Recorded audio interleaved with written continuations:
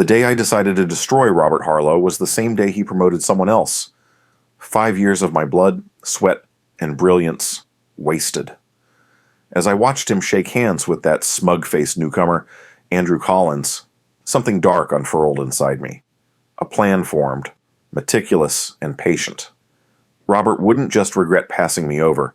He would lose everything he'd built, one calculated move at a time. And the best part? He would never see me coming.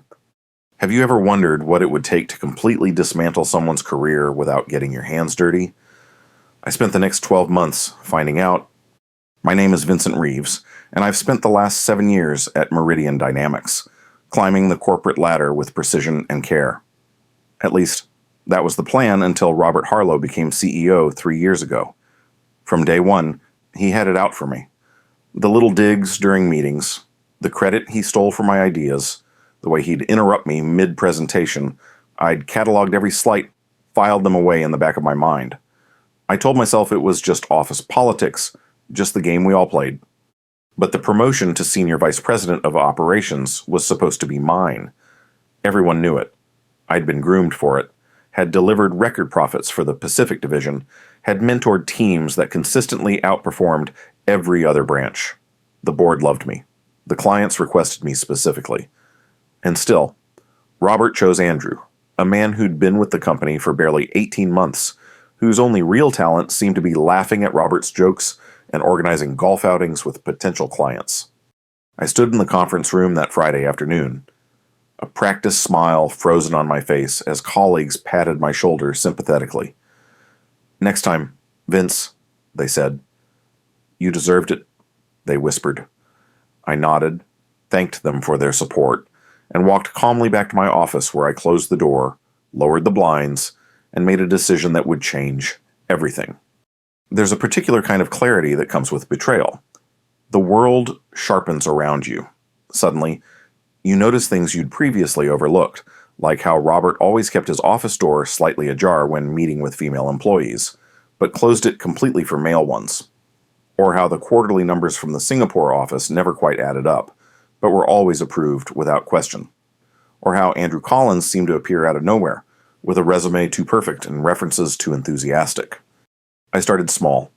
Information gathering. Robert had a habit of leaving his company laptop unlocked when he stepped out for coffee. It took 3 days of casual observation to learn his schedule. On Wednesday morning, I timed my approach perfectly. He left for his 10:15 coffee run, always 17 minutes, like clockwork, and I slipped into his office with a folder of urgent documents as my excuse should anyone question me. His email was a treasure trove. I didn't download anything that would leave a trace. Instead, I took photos with my personal phone, emails to the board with subtle manipulations of my division's numbers, correspondence with Andrew dating back over a year, long before the position was even officially open, and most interestingly, emails with a woman named Carolyn Preston from our main competitor, Vertex Solutions.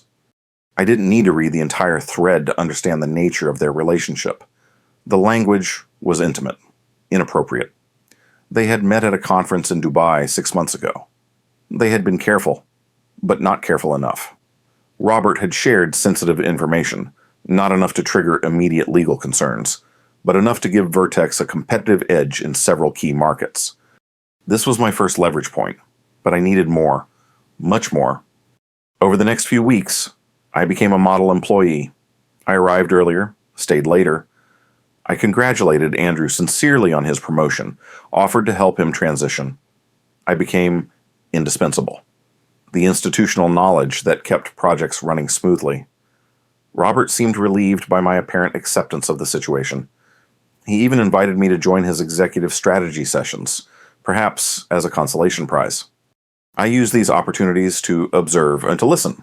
In meetings, people reveal themselves in small ways, a tightening around the eyes when certain topics arise, a slight shift in posture when uncomfortable questions are asked.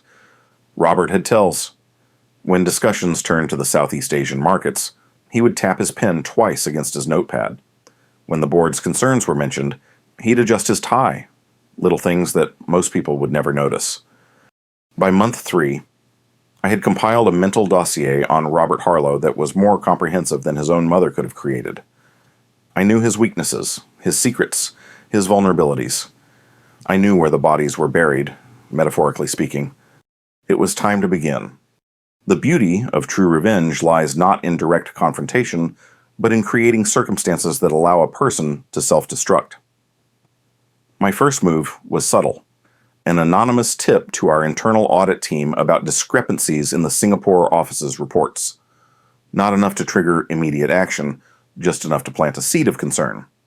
Then, I reached out to an old college friend who now worked at the Financial Observer. We met for drinks, casual catch-up between alumni. I mentioned, offhandedly, rumors of unusual trading patterns before our last quarterly report was released. Nothing concrete, I assured him. Probably nothing at all. But financial journalists are like bloodhounds. Once they catch a scent, they don't let go. The article appeared 3 weeks later. A small piece, buried in the business section. Market anomalies raise questions about Meridian Dynamics reporting practices. No direct accusations, just questions.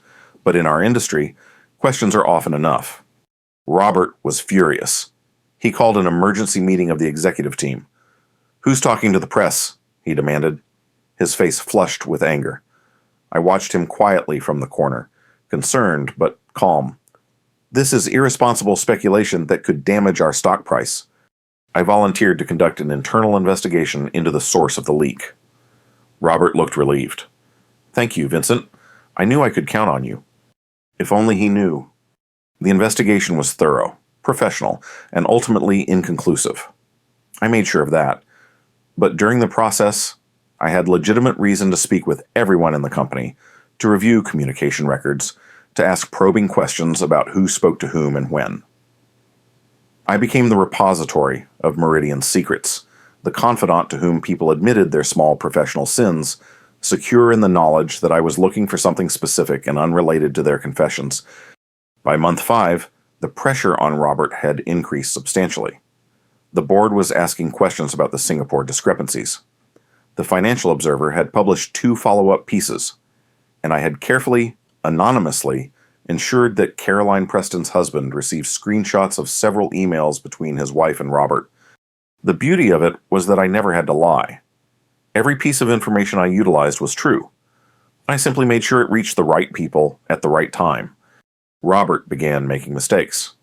Small ones at first. Missed meetings, snapping at colleagues, approving projects without proper review, then larger ones. The Singapore office was hemorrhaging money, and he'd been covering it up for months, shifting resources from other divisions, including mine, to mask the losses.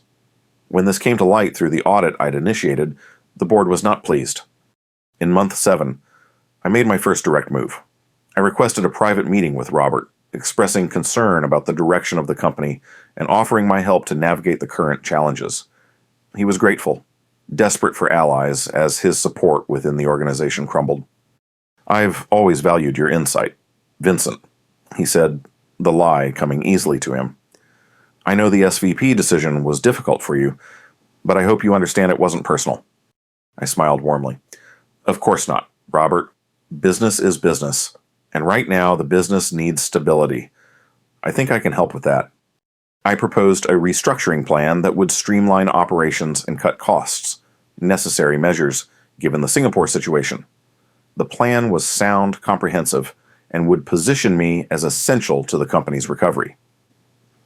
Robert embraced it immediately, presenting it to the board as his own initiative. I didn't mind. In fact, I counted on it. Because what Robert didn't realize was that my plan, while beneficial in the short term, would expose further weaknesses in the company's structure, weaknesses that I would be uniquely positioned to identify and address when the time came. Month 9 brought a stroke of unexpected fortune. Andrew Collins, the man who had taken my promotion, was struggling. The role was more demanding than he'd anticipated. And without my quiet guidance, which I had gradually withdrawn, he was floundering. Projects were delayed, clients were unhappy, and the board was noticing. I could have helped him. A word of advice here, a strategic introduction there. I could have made his path smoother. Instead, I watched him struggle. occasionally offering vague encouragement that did nothing to address his actual problems. "Hang in there, Andrew," I'd say, clapping him on the shoulder. "The first year is always the toughest." Then I'd walk away, leaving him no better off than before. It was during this period that I began having regular lunches with Eleanor Wells, the chairwoman of the board. Not obviously strategic meetings, just two company veterans discussing the industry, sharing perspectives. I was careful never to criticize Robert or Andrew directly. Instead, I asked thoughtful questions about the company's direction, expressed concerns about market positioning, and occasionally shared insights that highlighted my deep understanding of the business. Eleanor was sharp, experienced, and increasingly worried about Meridian's stability. I became her sounding board, her trusted advisor from within the ranks. It was a position I cultivated carefully, with patience and authenticity. Because while revenge was my motivation, my insights were genuine. I did know this business better than almost anyone. I had dedicated years of my life to it. In month 10, the Singapore office collapsed completely. Years of mismanagement and fraudulent reporting finally caught up with them, and the losses were staggering. Robert had been aware of the problems for at least 18 months, but had done nothing substantial to address them. This revelation came to light through the expanded audit that I had recommended to Eleanor out of an abundance of caution. The board called for Robert's resignation. He refused, claiming he was being scapegoated for problems that predated his tenure. This was partially true, but his fingerprints were all over the cover-up. The standoff lasted 2 tense weeks, during which I worked tirelessly to keep my division functioning despite the chaos. It was during this time that I had my second private meeting with Robert. He looked haggard, defeated. The confident, arrogant man who had passed me over for promotion was gone, replaced by someone desperate to save his career. "Vincent, I need your help," he said, not bothering with pleasantries. "The board respects you. If you speak up for me, explain that these issues are complex and predate my leadership, it could make a difference." I regarded him thoughtfully. "Why would I do that, Robert?" His eyes widened slightly. "Because we're colleagues. Because it's the truth. Because you understand this business and know that I'm being treated unfairly." I let the silence stretch between us, watching him grow increasingly uncomfortable. "Do you remember what you said to me after you announced Andrew's promotion?" I asked finally. "When I asked you privately for feedback on why I wasn't selected." He shifted in his seat. "I'm sure I explained the decision process. You said I wasn't a team player, that I was too focused on results and not enough on relationships, that Andrew brought a fresh perspective that the company needed." I leaned forward slightly. "What you meant was that Andrew laughed at your jokes and never challenged your decisions, while I had the audacity to be better at this job than you are." Robert's face flushed. "That's not fair. Vincent, the decision was based on multiple factors." "Well, save it." I cut him off. "Here's what's going to happen. I will speak to the board. I will explain that while there were certainly issues before your time, your leadership exacerbated them. I will detail, with evidence, how you ignored warnings and manipulated reports, and I will recommend that for the good of the company, they should accept your resignation immediately." His mouth opened, then closed. Finally, he found his voice. "Why? Why would you do this?" I stood up, straightening my jacket. "Because business is business. Robert, nothing personal." The board accepted Robert's resignation the following day. Andrew was quietly demoted back to his previous role, his brief tenure as SVP acknowledged as not the right fit at this challenging time. Eleanor asked me to step in as acting CEO while they conducted a formal search for Robert's replacement. I accepted with appropriate humility and a solemn promise to stabilize the company during this transition period. Within weeks, I had implemented a comprehensive recovery plan, reassured key clients, and begun the painful but necessary process of restructuring the Singapore office. The board was impressed, the employees were relieved, and I was just getting started. Because the truth was, I didn't want Robert's job. I wanted more than that. I wanted to rebuild Meridian in my image, to create something stronger and more resilient than it had ever been under his leadership. My revenge wasn't just about destroying Robert Harlow, it was about proving definitively that I had always been the better choice. In month 11, I flew to Singapore personally to oversee the restructuring. While there, I discovered additional documentation that implicated Robert in not just negligence, but potentially illegal activities. He had authorized payments to consultants who appeared to have connections to government officials, payments that looked suspiciously like bribes to secure contracts. I brought this information to Eleanor and the board's legal counsel. "I'm not comfortable keeping this quiet," I told them, "but I also understand the potential damage to the company if this becomes public. I'll defer to your judgment on how to proceed." This was perhaps my most masterful move. By appearing to put the company's interests above my desire for vindication, I cemented the board's trust. They decided to handle the matter internally, reaching a separation agreement with Robert that included a non-disclosure clause and the forfeiture of his remaining stock options and benefits. Robert Harlow left Meridian Dynamics with nothing but a tarnished reputation and the clothes on his back. His career in our industry was effectively over. In month 12, the board announced that after an extensive search, they had decided to remove the acting from my title. I was named CEO of Meridian Dynamics, with a compensation package significantly larger than Robert's had been, and a mandate to lead the company into a new era of growth and integrity. My first official act was to promote Samantha Winters, a brilliant strategist who had been overlooked for years, to the SVP position that should have been mine. My second was to implement a new corporate governance structure that would prevent the kind of abuses that had occurred under Robert's watch. The revenge I had meticulously crafted was complete. Robert was gone, disgraced. I had the position and power I deserved. And most satisfyingly, I had achieved it all without ever directly confronting him, without revealing my hand, without giving him the opportunity to defend himself against an enemy he never knew he had. But revenge, I discovered, is a curious thing. As I sat in my new office, Robert's old office, now completely redecorated to erase any trace of him, I felt an unexpected emptiness. The thrill of the chase was gone. The righteous anger that had fueled me for a year had burned itself out, leaving behind what? I had spent 12 months of my life consumed by the destruction of Robert Harlow. 12 months during which I could have been creating, building, growing.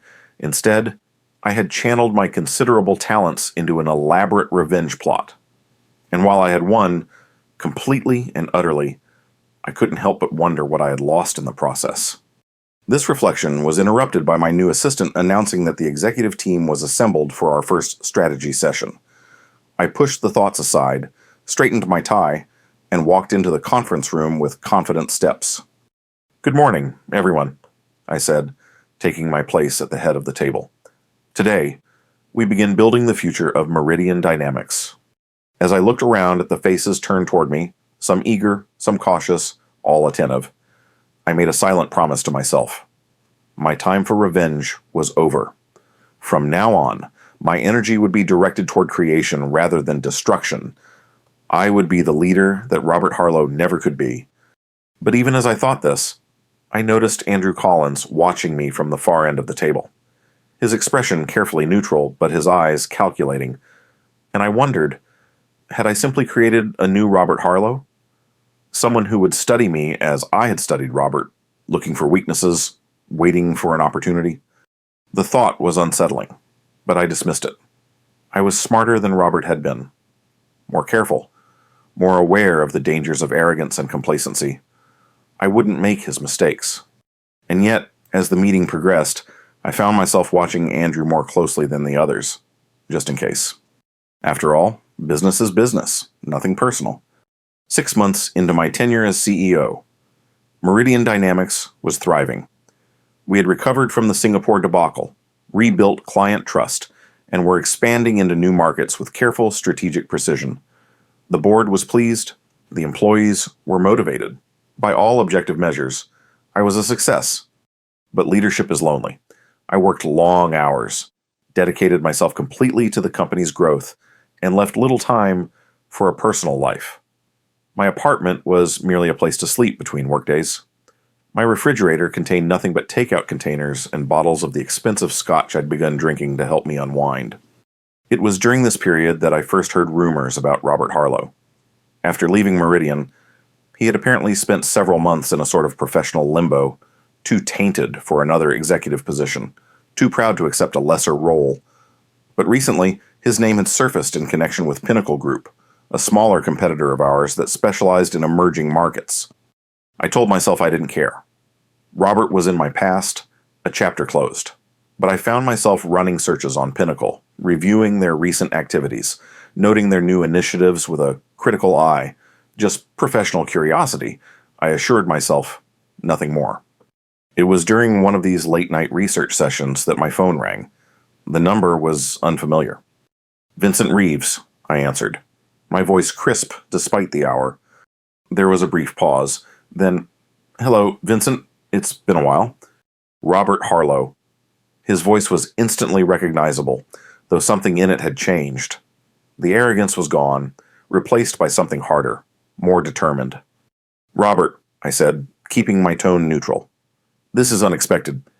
He chuckled, a dry sound without humor. "I'm sure it is.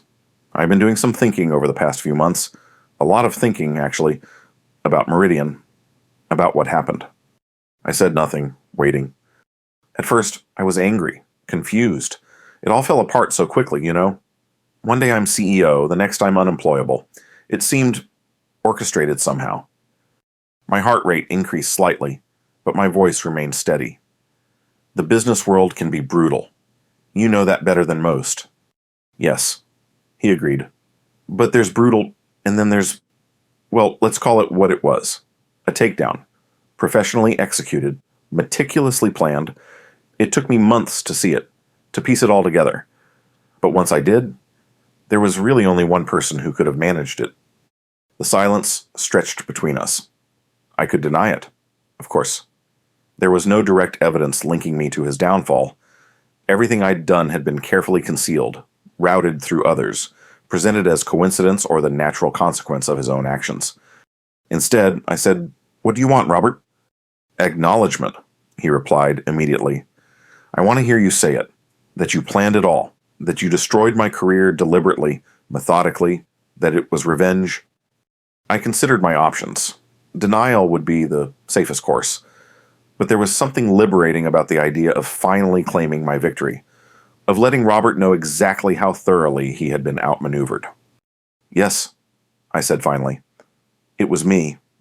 Every step, every revelation, every coincidence that led to your downfall, all carefully orchestrated over 12 months.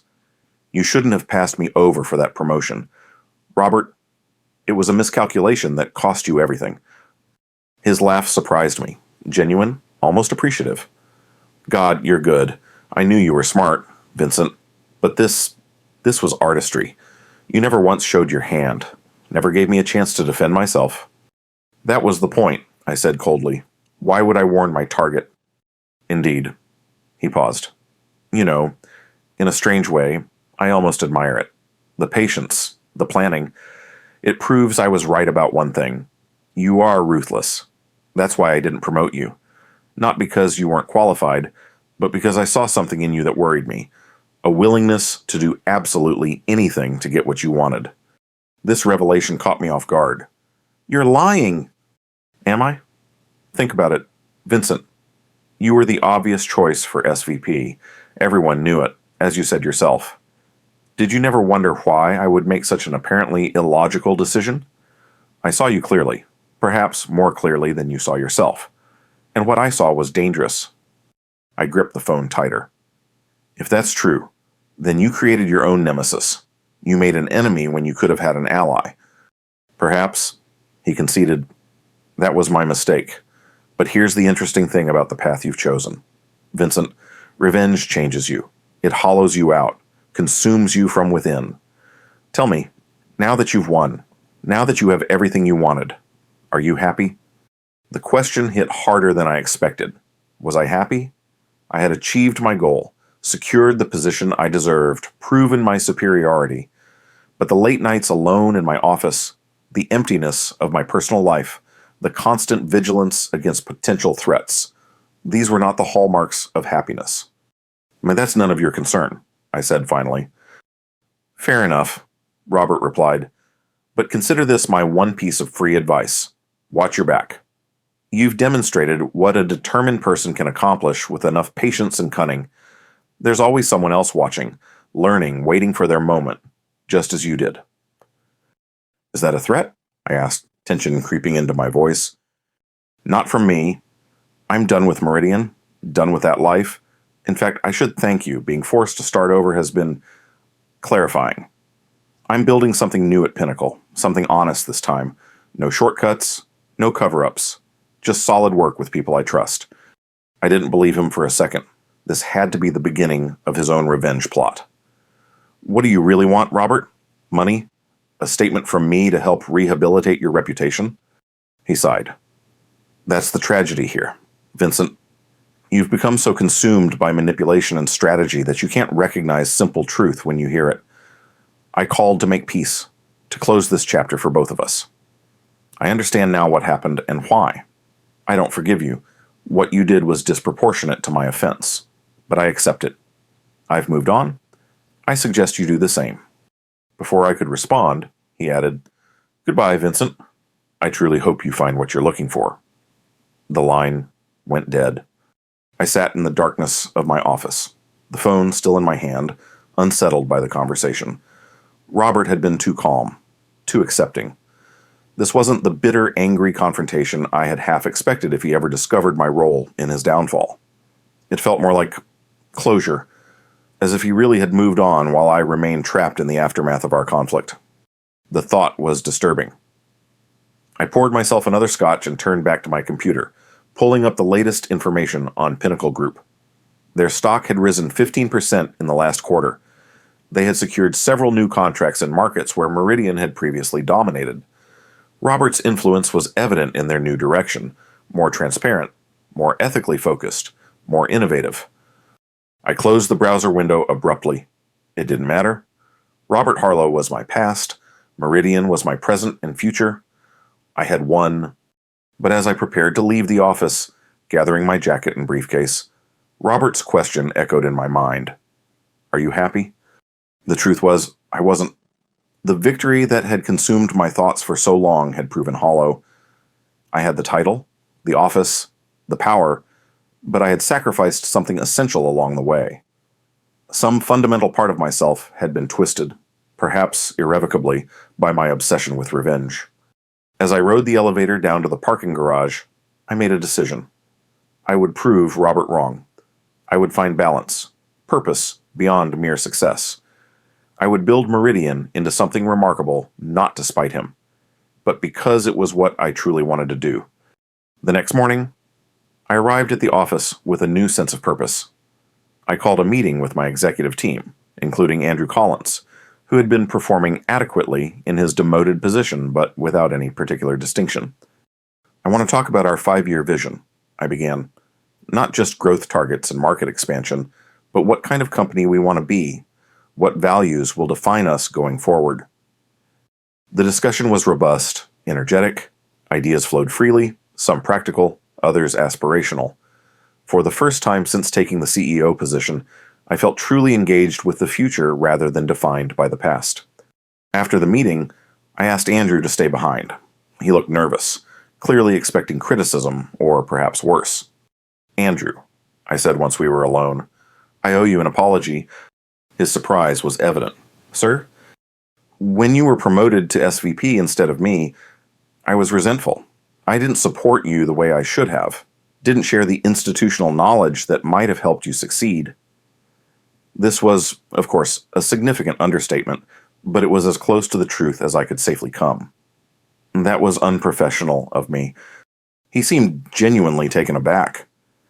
I thank you for saying that, but honestly, I was in over my head. Robert pushed for my promotion when I wasn't ready. This admission surprised me. Why would you accept a position you knew you weren't qualified for? Andrew looked uncomfortable. Have you ever tried saying no to Robert Harlow when he's decided something? Besides, it was a huge opportunity. I thought I could grow into it.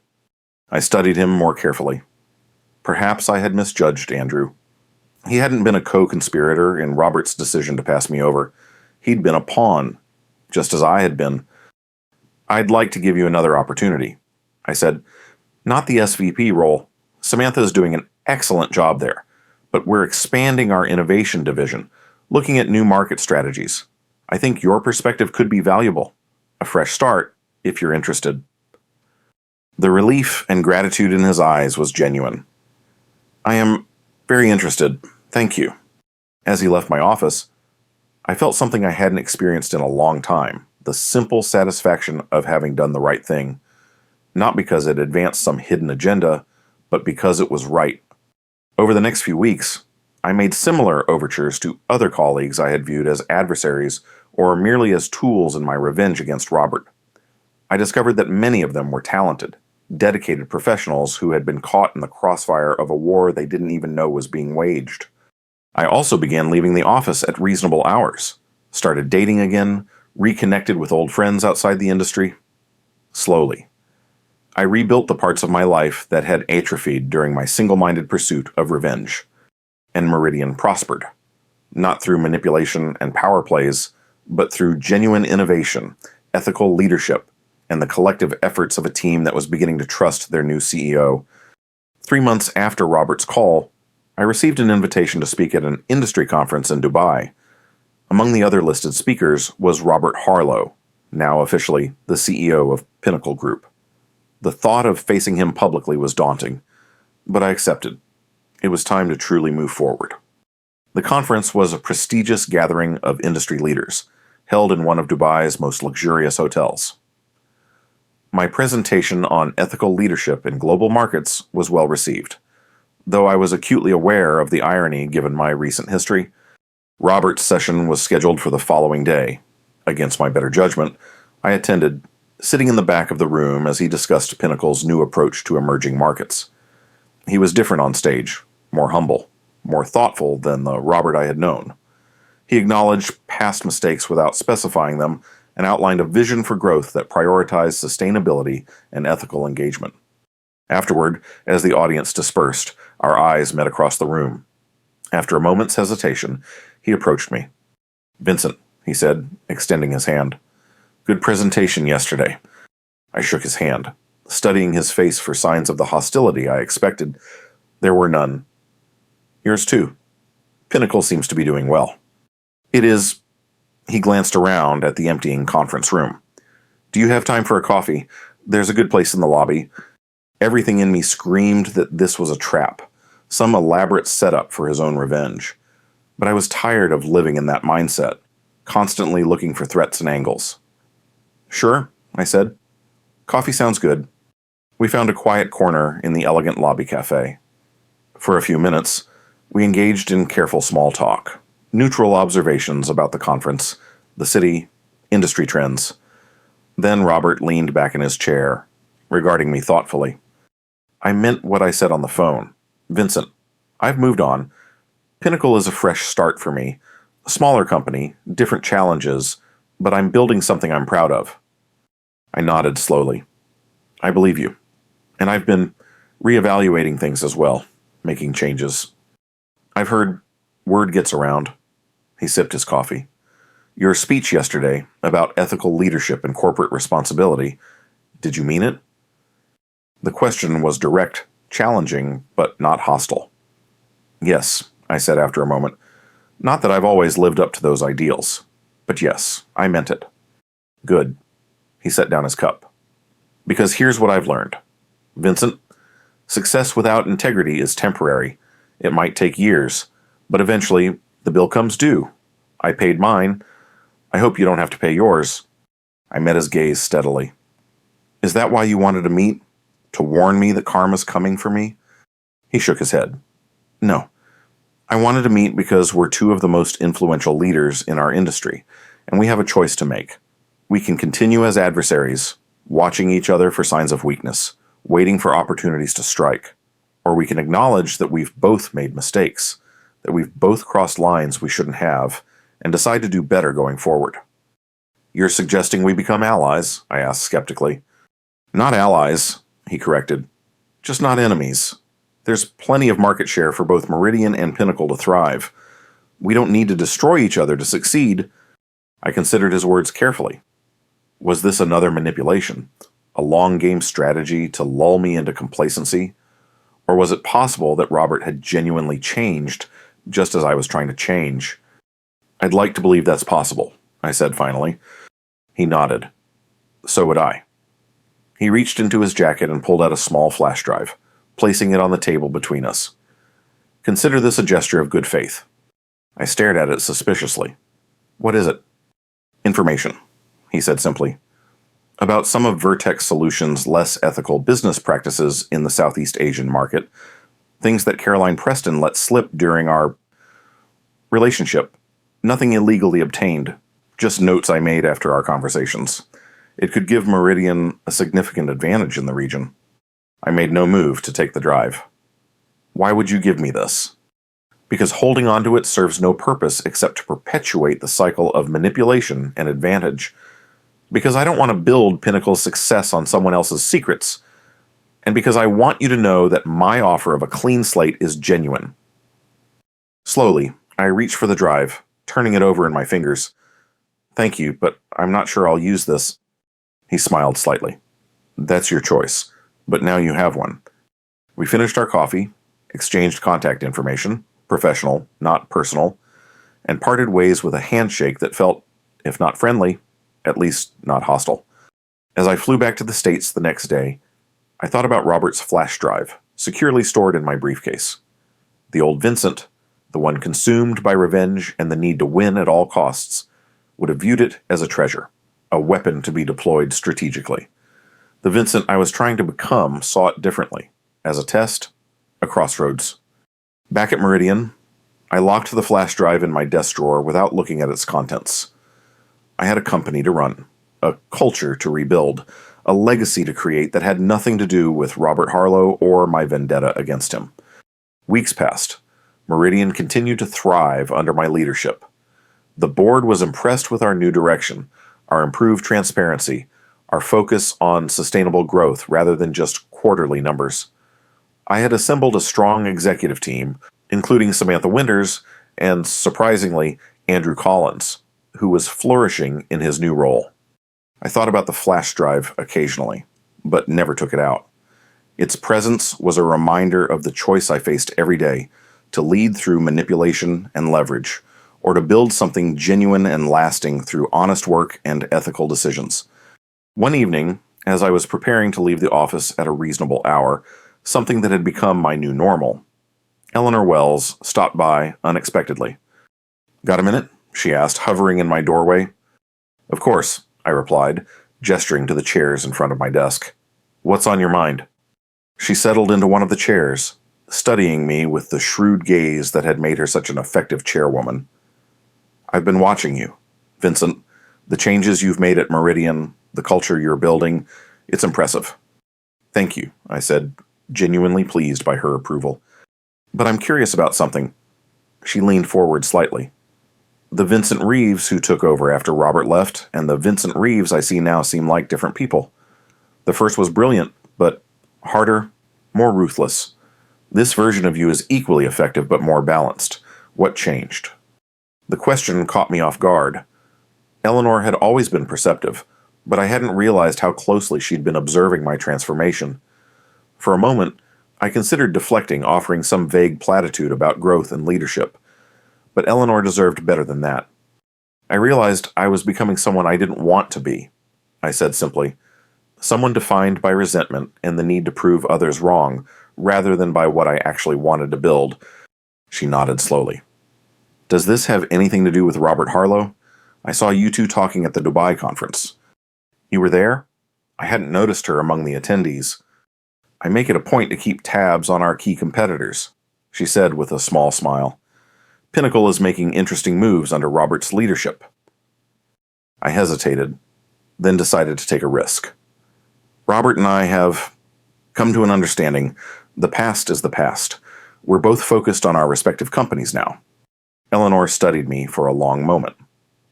"You know, when Robert left and you stepped in, there were rumors, nothing concrete, but whispers that his downfall wasn't entirely accidental, that someone had orchestrated it."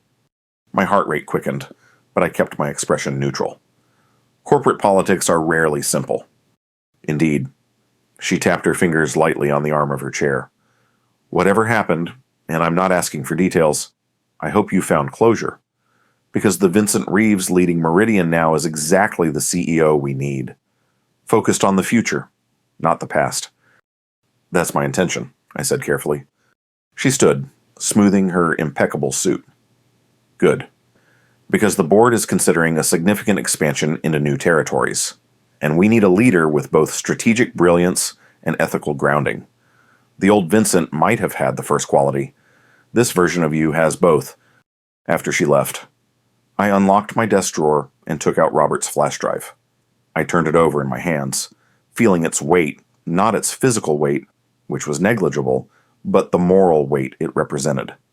Then I dropped it into the shredder beside my desk, watching as it was reduced to plastic fragments, whatever secrets it contained, whatever advantage it might have offered. I didn't need or want them. That night, I sent Robert a brief text. Flash drive destroyed unopened. Clean slate starts now. His reply came minutes later. Respect. Just that one word, but it was enough. We understood each other now in a way we never had before. Not as friends, probably never as friends, but as two men who had seen the darker sides of ambition and chosen a different path forward. The following morning, I gathered my executive team for a strategy session focused on our expansion plans.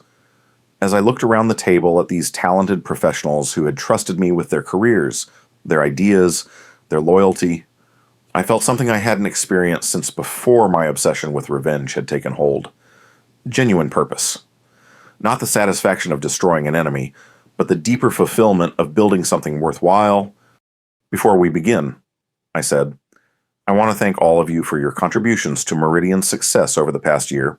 We've navigated some challenging waters, and we've emerged stronger for it. Now it's time to look forward, to create something exceptional together. Samantha Winters, my SVP, smiled. Sounds like a plan, Chief. Where do we start? I returned her smile, feeling a weight lift from my shoulders. We start by doing the right thing, the right way. Everything else follows from there. And in that moment, I knew that my true revenge against Robert Harlow wasn't his downfall or my ascension. It was this: becoming the leader he could never be, building the company he could never build, finding the peace he had been forced to find. I had won, but not in the way I'd originally intended. I'd won by breaking the cycle, by choosing creation over destruction. The ghost of my former self, the Vincent consumed by revenge, finally faded, replaced by the man I had always had the potential to become. The man who understood that true power lies not in destroying your enemies, but in rendering the very concept of enemy irrelevant to your success. As we dove into the details of our expansion strategy, I felt energized, clear-headed, focused on possibilities rather than threats. The path ahead wouldn't be easy, business never is, but it would be honorable. And in the end, that would make all the difference. 6 months later, Meridian Dynamics and Pinnacle Group announced a strategic partnership to develop sustainable infrastructure projects in underserved markets. The industry was shocked. Former rivals, now collaborators. It seemed impossible. At the press conference, a journalist asked the inevitable question, Mr. Reeves, Mr. Harlow, given your company's competitive history, how did this partnership come about? Robert and I exchanged a glance.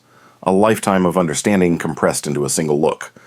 Sometimes, I said into the microphone, the most valuable business lesson is knowing when to let go of old paradigms. Competition has its place, but so does collaboration when the goals align. Robert nodded. As Mr. Reeves said, this partnership represents a new approach for both our companies. We believe it will create value not just for our shareholders, but for the communities we'll be serving. Afterward, as we shook hands for the cameras, Robert murmured, Never thought we'd end up here. Neither did I admitted. But it's a better ending than the one I had planned. He laughed softly. For both of us. That evening, I sat alone in my office, looking out at the city lights. My phone buzzed with a text from Samantha. Team dinner to celebrate the partnership announcement. Everyone's gathering at Luciano's in 30. I smiled and texted back, On my way. As I gathered my things, I caught my reflection in the window, a man at peace with his past, excited about his future, no longer defined by revenge but by the legacy he was creating. The office that had once been my battleground, the staging area for my campaign against Robert, was now simply a place of work. Important work, meaningful work, but no longer the center of my existence. I switched off the light and closed the door behind me. Outside, the night was clear, the stars visible despite the city lights. I took a deep breath of the cool evening air and felt, perhaps for the first time in years, truly free. The revenge I had so meticulously planned had given me everything I thought I wanted. But letting go of that revenge had given me everything I actually needed. In the twisted logic of fate, Robert Harlow, the man I had set out to destroy, had ultimately helped me find my way back to myself. As I walked toward the restaurant where my team waited, I reflected on the strange journey that had brought me here. The promotion I'd been denied, the rage that had consumed me, the elaborate plot I'd constructed, the hollow victory I'd achieved, and finally, the redemption I'd found not in triumph over an enemy, but in reconciliation with myself. Business is business. I had told Robert during our confrontation, nothing personal, but I had been wrong. Business is always personal, because it's conducted by people, flawed, complex, evolving people who make mistakes and sometimes find their way back from them. I reached the restaurant and paused at the entrance, seeing my team through the window, laughing, celebrating, united in purpose. Samantha spotted me and waved me in, raising her glass in a toast. I smiled and pushed open the door, stepping into the warmth and light. The past was behind me. The future, with all its possibilities, lay ahead. And for the first time in a very long time, I was exactly where I needed to be. And